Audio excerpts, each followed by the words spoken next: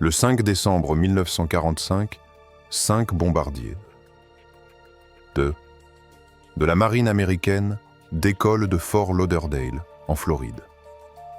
La mission semble banale, un exercice de navigation. 14 hommes à bord, le ciel est dégagé, tout semble normal. Mais quelque chose ne va pas. Environ 2 heures après le décollage, le pilote en chef transmet un message alarmant. Il a perdu ses repères. Ses instruments de navigation ne fonctionnent plus. D'autres pilotes rapportent la même confusion. Chaque minute qui passe augmente le désarroi.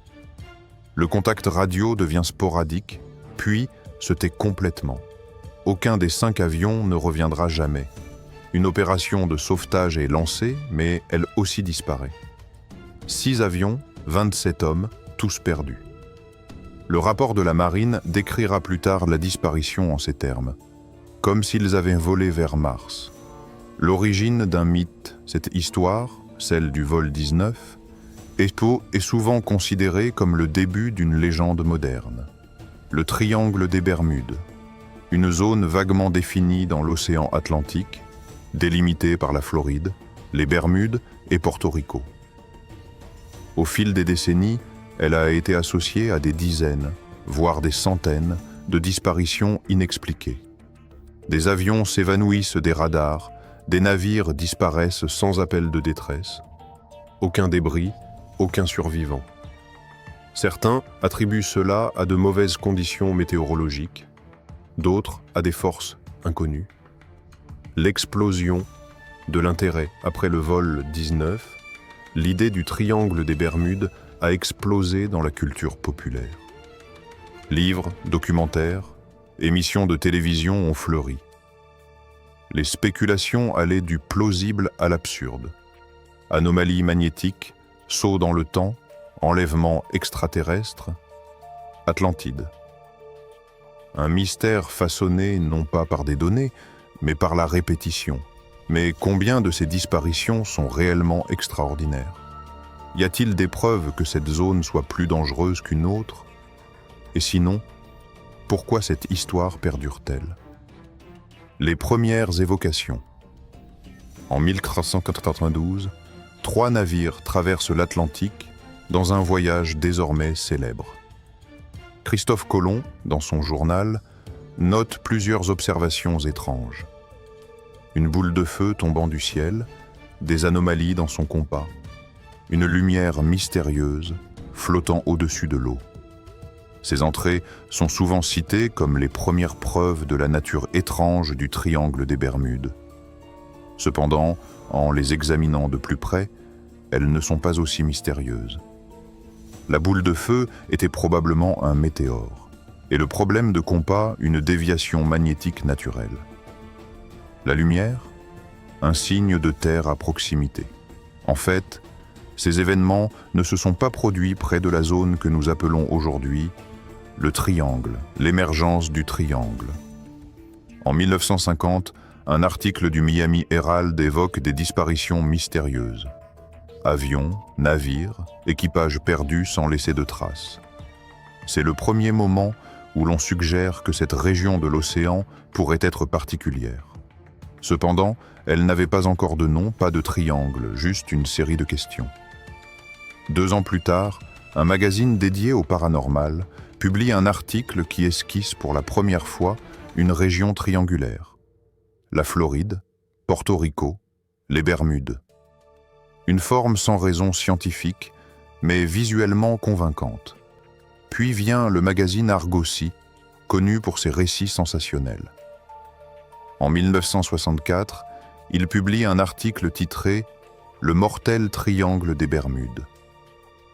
L'auteur Vincent Gaddis y détaille plusieurs disparitions célèbres, dont celle du vol 19.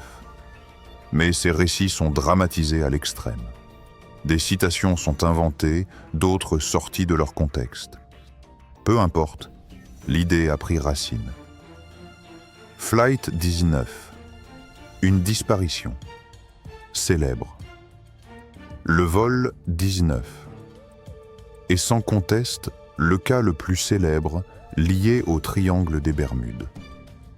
Le 5 décembre 1945, 5 bombardiers TBM Avenger décollent de Fort Lauderdale à 14h10. Le temps est calme, et bien que les pilotes aient des niveaux d'expérience variés, ils sont dirigés par un chef de vol expérimenté. Le plan de vol est simple. Un exercice de 3 heures, puis retour à la base. Mais les choses ne se passent pas comme prévu. Environ 90 minutes après le décollage, quelque chose change. Les transmissions radio deviennent erratiques. Le commandant, le lieutenant Charles Taylor, signale qu'il est désorienté. Ses instruments ne fonctionnent pas. Les autres pilotes commencent à questionner leur position. Ils volent au-dessus d'îles, mais pas celle qu'ils attendaient. L'enquête et ses résultats. À 16 heures, le contact radio s'estompe. À 18 heures, il a complètement disparu.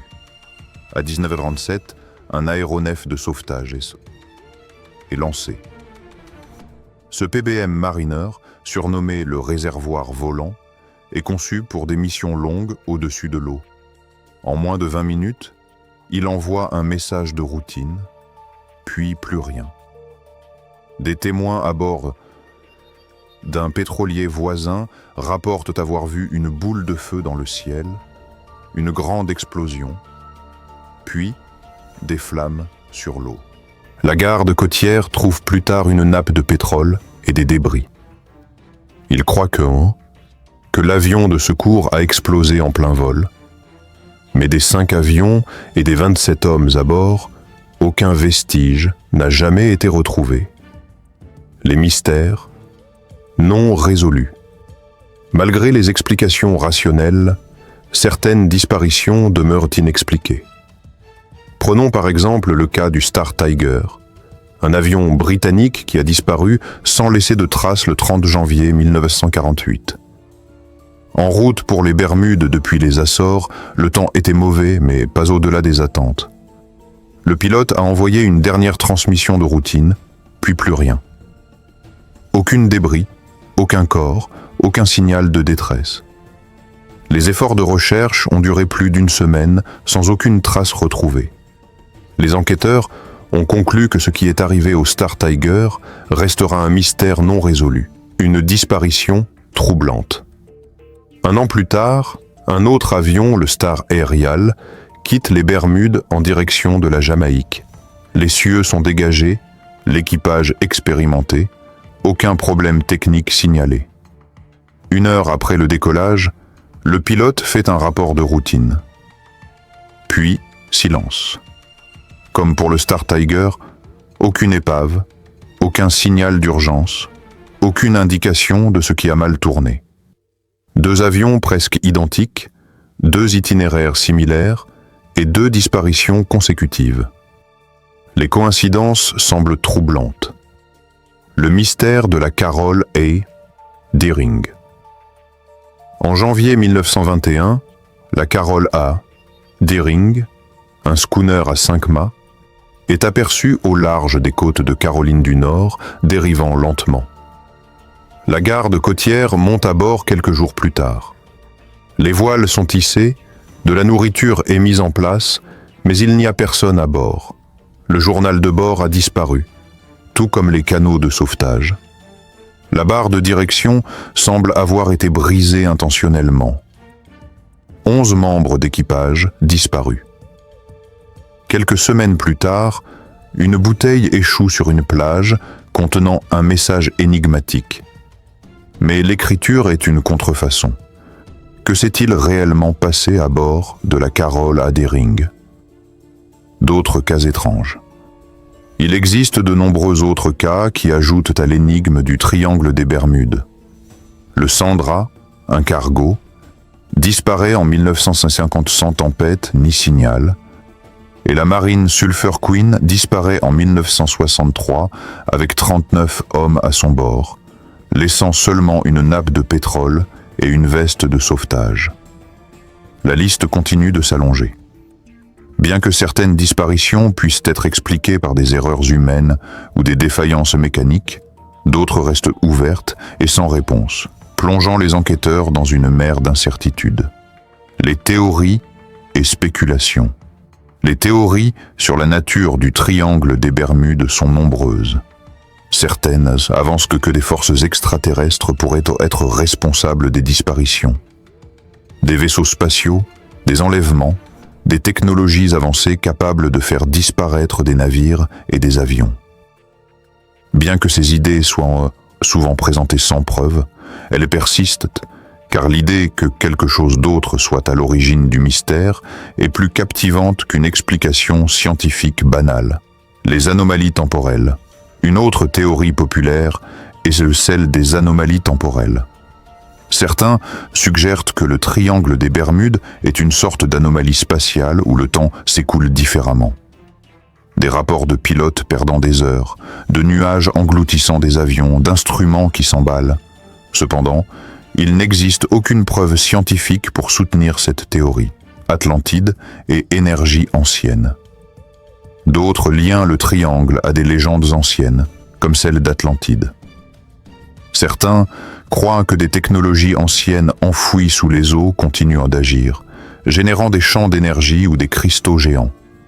Ces affirmations font souvent référence à la route de Bimini, une formation rocheuse submergée près des Bahamas, mais les géologues la classifient comme une simple pierre naturelle. Aucune ruine, aucune machine, pas d'Atlantide. Les conditions naturelles, des théories plus concrètes, existent également. Certaines se concentrent sur les conditions météorologiques intenses et souvent imprévisibles de la région. Les tempêtes soudaines, les ouragans, le Gulf Stream. Un courant océanique rapide traverse le triangle. Il peut rapidement déplacer des débris loin d'un site de crash ou les dissimuler entièrement.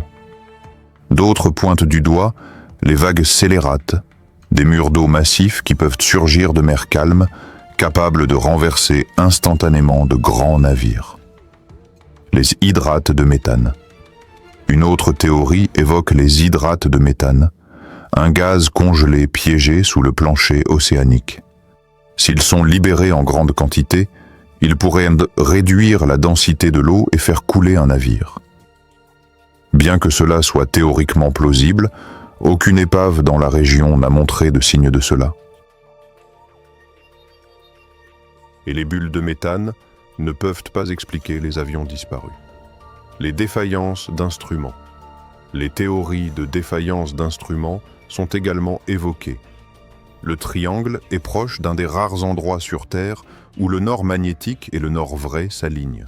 Cela peut provoquer des fluctuations de la déclinaison magnétique, surtout dans les anciens compas. Les pilotes et les navigateurs peu familiers avec cet effet pourraient supposer que leurs instruments sont défectueux et prendre de mauvaises décisions. C'est une erreur subtile, mais en aviation, la subtilité peut faire toute la différence. Pourquoi les légendes persistent? Mais pourquoi la légende du triangle des Bermudes perdure-t-elle, malgré les explications rationnelles? Une partie de la réponse réside dans la façon dont notre esprit fonctionne. Les humains sont câblés pour chercher des motifs. Lorsque quelque chose disparaît sans explication, cela ressemble à une énigme insoluble. Nous voulons des réponses, nous voulons de la fermeture. Parfois, l'explication la plus simple, que des accidents se produisent, n'est tout simplement pas suffisante. Nous atteignons alors quelque chose de plus grand, une légende, un mystère, une force au-delà de notre contrôle, le rôle des médias. Les médias jouent un rôle énorme dans la pérennisation de cette légende. Magazines, journaux, livres et émissions de télévision racontent des histoires sur le triangle des Bermudes depuis des décennies. Chaque récit ajoute une nouvelle couche d'intrigue, un nouveau détail, une nouvelle théorie. Les auteurs et les cinéastes se concentrent rarement sur les explications banales. Ils se concentrent sur les disparitions, les mystères, le drame, car c'est cela qui se vend. Le résultat est un cycle. Plus nous entendons d'histoires, plus nous y croyons. Une réflexion sur l'inconnu. En fin de compte, le triangle des Bermudes est plus qu'une simple région de l'Atlantique. C'est un symbole de notre curiosité humaine. notre besoin de trouver un sens à l'inexplicable, de chercher des motifs dans le chaos. Et parfois, cette recherche nous entraîne sur des chemins où le mystère éclipse la raison. Malgré des décennies de recherche et d'explications rationnelles, la légende perdure. Parce que les mystères sont captivants. Parce que l'incertitude stimule notre imagination. Parce que parfois, les histoires que nous racontons sont plus puissantes que les faits eux-mêmes. En fin de compte, le véritable mystère du triangle des Bermudes ne réside peut-être pas dans la mer elle-même, mais dans notre fascination pour l'inconnu. Peut-être que la vraie question est de savoir pourquoi nous sommes attirés par l'idée que certains mystères ne peuvent jamais être résolus. La légende du triangle des Bermudes nous rappelle notre amour du mystère, notre désir d'expliquer l'inexplicable et notre tendance à voir des motifs, même dans le hasard des profondeurs de l'océan.